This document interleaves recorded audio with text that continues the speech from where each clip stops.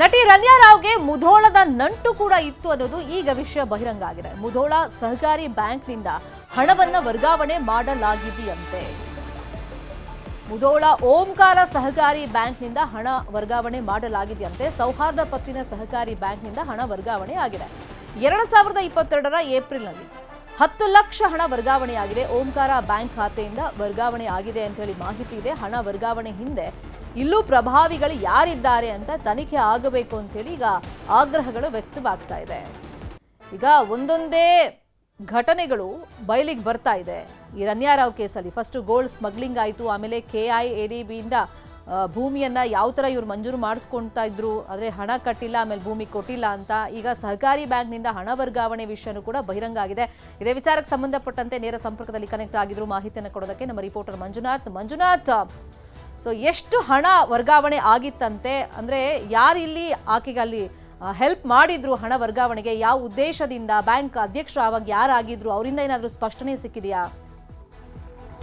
ಶರ್ಮಿಳಾ ಶೆಟ್ಟಿ ಏನು gold smuggling ಆರೋಪಿಯಾಗಿರುವಂತಹ Ranya ಅವರ ಪ್ರಕರಣ ಈಗ ಮುಧೋಳಕ್ಕೆ ನಂಟಾಗ್ತಾ ಇರುವಂತದ್ದು. ಯಾಕಂತಂದ್ರೆ ಕಳೆದ 2022ರ ಏಪ್ರಿಲ್ ತಿಂಗಳಲ್ಲಿ ಅವರಿಗೆ ಮುಧೋಳದ ಒಂದು ಓಂಕಾರ ಸೌಹಾರ್ದ ಪತ್ತಿನ ಸಹಕಾರಿ ಬ್ಯಾಂಕ್ ನಿಂದ ಸುಮಾರು 10 ಲಕ್ಷ ರೂಪಾಯಿ 2 ದಿನಗಳಲ್ಲಿ ಟ್ರಾನ್ಸಾಕ್ಷನ್ ಆಗಿದೆ ಅನ್ನುವಂತಹ ಮಾಹಿತಿ ಈಗ ಪೊಲೀಸ್ ಮೂಲಗಳಿಂದ ತಿಳಿದು ಬಂದಿರುವಂತದ್ದು.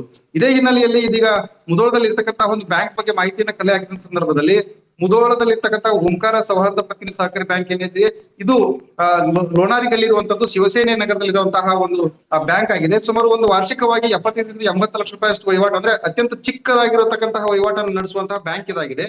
ಈ ಬ್ಯಾಂಕ್ ನಿಂದ ರನ್ಯಾ ಅವರ ಖಾತೆಗೆ, ಅಂದ್ರೆ ಬೆಂಗಳೂರಿನ ಕೆನರಾ ಬ್ಯಾಂಕ್ ನಲ್ಲಿ ಇರ್ತಕ್ಕಂತಹ ಒಂದು ಖಾತೆಗೆ ಏಪ್ರಿಲ್ 27 ಮತ್ತು 28ನೇ ತಾರೀಕು 2022ನೇ ಇಸ್ವಿಯಲ್ಲಿ 10 ಲಕ್ಷ ರೂಪಾಯಿ ಟ್ರಾನ್ಸಾಕ್ಷನ್ ಆಗಿದೆ ಅನ್ನುವಂತಹ ಮಾಹಿತಿ ಇದೀಗ ಪೊಲೀಸ್ ಮೂಲಗಳಲ್ಲಿ ತಿಳಿದು ಬಂದಿರುವಂತದ್ದು. ಈ ಹಿನ್ನೆಲೆಯಲ್ಲಿ ಇಲ್ಲಿರ್ತಕ್ಕಂತಹ ಬ್ಯಾಂಕ್ ನಲ್ಲಿಯೂ ಕೂಡ ಬ್ಯಾಂಕಿನ ಸಿಬ್ಬಂದಿ ಆಗಿರ್ಬೋದು, ಕಾರ್ಯದರ್ಶಿ ಆಗಿರ್ಬೋದು, ಅವರನ್ನು ಕೂಡ ಕರೆದು ಒಂದಿಷ್ಟು ಮಾಹಿತಿಯನ್ನು ಪಡೆದುಕೊಳ್ಳುವಂತಹ ಕೆಲಸವನ್ನ ಇಲ್ಲಿರ್ತಕ್ಕಂತಹ ಸ್ಥಳೀಯರು ಮಾಡ್ತಾ ಇದ್ದಾರೆ. ಇದೇ ವಿಚಾರವಾಗಿ ನ್ಯೂಸ್ 18 ಆ ಬ್ಯಾಂಕ್ನ ಒಂದು ಕಾರ್ಯದರ್ಶಿಯನ್ನ ಸಂಪರ್ಕ ಮಾಡಿದ ಸಂದರ್ಭದಲ್ಲಿ ಅವ್ರು ಹೇಳ್ತಾ ಇರುವಂತದ್ದು ಏನಂತಂದ್ರೆ, ಈ ಓಂಕಾರ ಅನ್ನುವಂತಹ ಬ್ಯಾಂಕ್ ನಿಂದ ಟ್ರಾನ್ಸಾಕ್ಷನ್ ಆಗಿರ್ಬೋದು, ಆದ್ರೆ ಆ ಬ್ಯಾಂಕ್ ನಮ್ದಲ್ಲ, ಮುಧೋಳ ಬ್ಯಾಂಕ್ ಅಂತ ಹೇಳಿ ಒಂದಿಷ್ಟು ತಪ್ಪು ಮಾಹಿತಿ ಏನಾದ್ರು ಸಿಕ್ಕಿರಬಹುದು ಅನ್ನೋಂತಹ ಮಾತುಗಳನ್ನ ಹೇಳ್ತಾ ಇದ್ದಾರೆ. ನಮ್ಮ ಬ್ಯಾಂಕ್ ನಿಂದ ಯಾವುದೇ ರೀತಿಯಾಗಿ ರನ್ಯಾ ಅವರ ಖಾತೆಗೆ ಅಮೌಂಟ್ ಹೋಗಿಲ್ಲ ಮತ್ತು ಅವ್ರ ಖಾತೆ ಕೂಡ ನಮ್ಮ ಬಳಿ ಇಲ್ಲ. ಮಂಜುನಾಥ್, ಪ್ರೂಫ್ ಅನ್ನೋದು ಇದ್ದೇ ಇರುತ್ತಲ್ಲ, ಇವಾಗ ತೆಗೆದ್ಮೇಲೆ ಬಂದೇ ಬರುತ್ತೆ, ಟ್ರಾನ್ಸಾಕ್ಷನ್ ಎಲ್ಲ ಗೊತ್ತಾಗುತ್ತಲ್ಲ ಆ ಟೈಮ್ ನಲ್ಲಿ.